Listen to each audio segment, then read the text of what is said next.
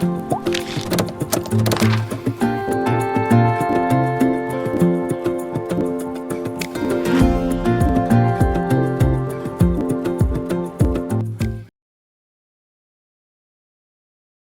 sempre falo que a psicologia não é meramente um curso técnico, no qual você aprende uma técnica a ser aplicada em uma determinada situação.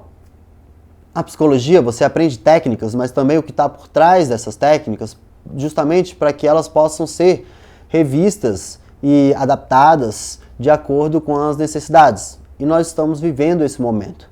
Então, o conhecimento em psicologia, ele é feito por uma eterna construção, desconstrução e reconstrução de algo novo. Isso quer dizer que esse momento provocado por essa pandemia é um ótimo momento para poder revisitar os conceitos, as teorias já estabelecidas, que estavam estáveis relacionadas ao atendimento presencial e repensá-las para atendimentos virtuais. O quanto que elas ainda valem para o atendimento virtual, o quanto que a gente pode estar falando de algo diferente, ou se de fato pode ser a mesma coisa. Por isso que em psicologia é importante conhecer o que está por trás da técnica. E por isso é um curso de 4.000 horas, são 5 anos, justamente para que você possa se readaptar, sem ser algo que você está inventando a roda. O atendimento online, ele não é tão diferente assim quanto o atendimento presencial, mas há algumas questões que a gente tem que repensar. Pensar sobre preconceitos já estabelecidos também. E um desses conceitos importantíssimos para a gente pensar é sobre o enquadre. O que é o enquadre? O enquadre é tudo aquilo que se repete durante a sessão.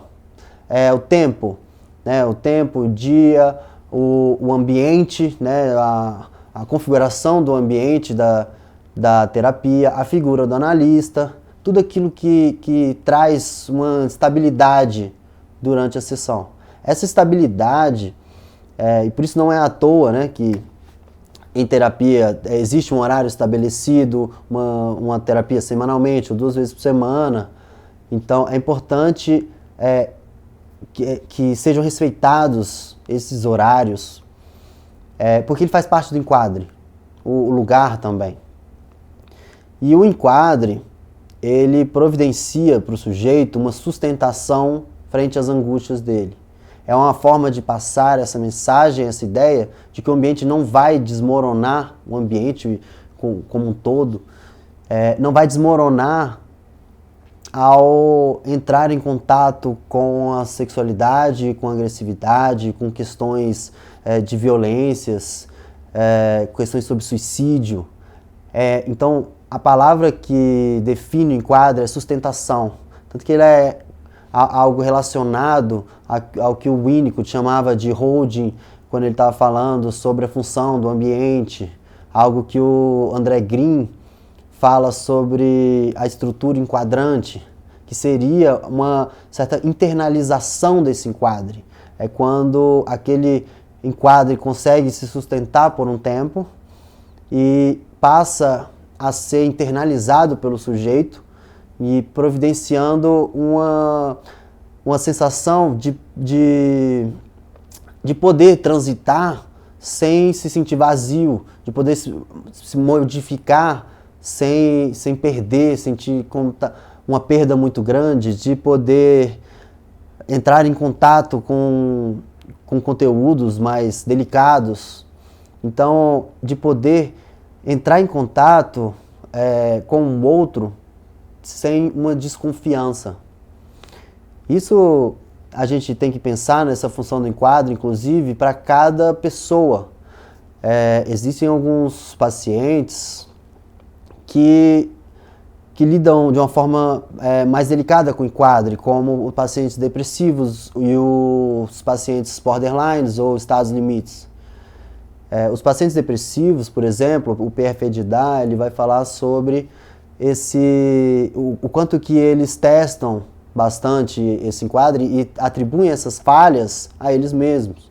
Inclusive são falas como, eu acho que alguns pacientes que não funcionam para terapia, quando eles percebem algum problema, né, na terapia, ou ela não está avançando tanto, ou tanto quanto eles esperam, ou há alguma falha, o terapeuta chegou atrasado, alguma coisa dessa forma, as falhas relacionadas ao enquadre são muitas vezes tomadas no âmbito de autorrecriminação.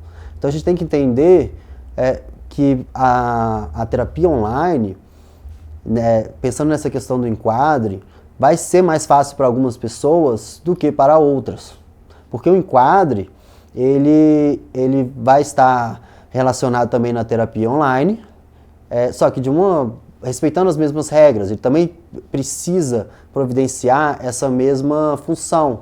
E aí a diferença entre terapia que se começa online, o enquadre vai ter que ser desenvolvido, internalizado, né, nessa função que eu estou trazendo aqui, totalmente de uma forma online.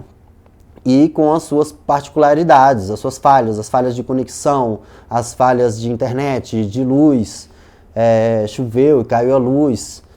Então, essas falhas, pode ser que elas sejam menos toleráveis para pacientes que se iniciaram no atendimento online. É diferente de pacientes que se iniciaram presencialmente, já tem esse enquadre interno mais bem constituído, e aí eles lidam melhor com essas falhas, com as quedas de conexão de um atendimento virtual. Então existe essa função que é muito importante a gente pensar. No quanto que um ambiente virtual pode providenciar essa sustentação.